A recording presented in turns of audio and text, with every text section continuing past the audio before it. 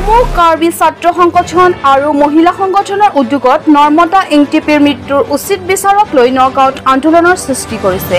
তেওঁলোকে হত্যাকাৰীৰ উচিত তদন্ত কামনা কৰি নৰ্মদা ইংটিপিৰ হত্যাকাৰী সাদ্দাম হুছেইনক ফাঁচীৰ দাবী জনাইছে।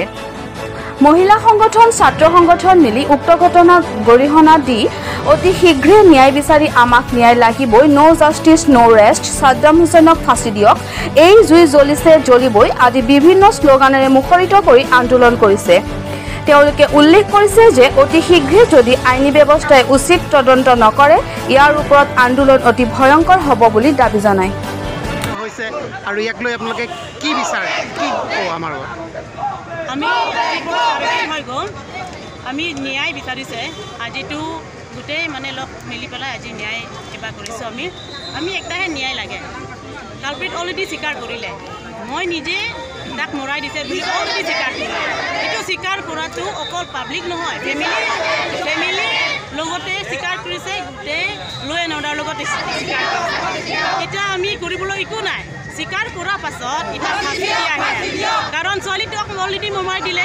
আমি চিন্তাটো কৰিব নোৱাৰে।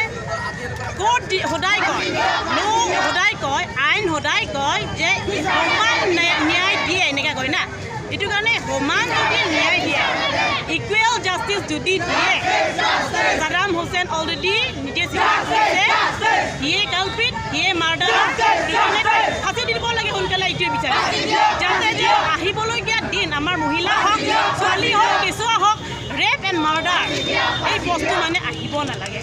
সেইটো কাৰণে আমি অনুৰোধ কৰিছোঁ সুপ্ৰিম কোৰ্ট হওক, হাইকোৰ্ট হওক, য'ত ডিষ্ট্ৰিক্ট কোৰ্ট হওক, ন্যায় সঁচা সমান ন্যায় দিব লাগে। এইটো সমান ন্যায় যদি লাগে, কালপ্ৰিট মাৰ্ডাৰ অলৰেডি নিজে স্বীকাৰ কৰাৰ পাছত এতিয়া আমি ৰখিব দৰকাৰ নাই, দৰকাৰো নাই, টাইমো নাই, ডাইৰেক্ট ফাঁচি দিয়ক। এইটো বিচাৰিছে আমি।